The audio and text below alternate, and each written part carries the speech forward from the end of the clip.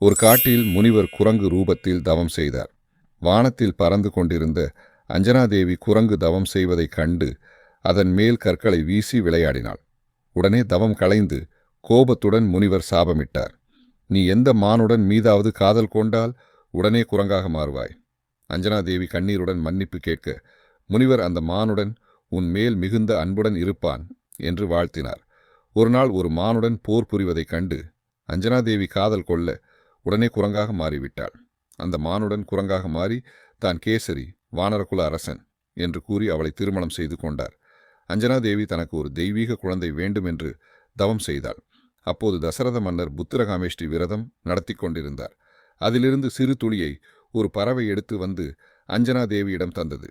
உடனே அங்கு வாசுதேவன் தோன்றி, இந்த துளியில் பரம விஷ்ணுவின் சக்தி இருக்கிறது என்றார். சில மாதங்களில் அஞ்சனாதேவி அழகான மகனை பெற்றாள். ஒரு நாள் அந்த சிறுவன் சூரியனை பார்த்து, பிரகாசமான மாம்பழம் போல தெரிகிறதே என்று வானத்தில் பாய்ந்தான். அப்போது இந்திரன் தோன்றி தனது வஜ்ராயுதம் கொண்டு அடித்தார். தாடை உடைந்து மயங்கி பூமியில் விழுந்தான். உடனே வாயுதேவன் கோபமடைந்து காற்றை நிறுத்திவிட்டார். உலகமே மூச்செடுக்க முடியாமல் போனது. தேவர்கள் மன்னிப்பு கேட்டு ஒவ்வொரு தேவரும் வரம் அளித்தனர். அன்றிலிருந்து அனுமன் என அழைக்கப்பட்டான்.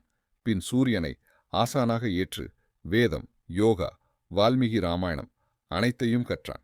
சூரியனின் சொற்படி அவன் கற்றுக்கொண்ட அறிவை ராமபிரானுக்காக பயன்படுத்தி மகிழ்ச்சியாக வாழ்ந்தான். இது போன்ற வீடியோக்களை காண உடனே சப்ஸ்கிரைப் பண்ணுங்க.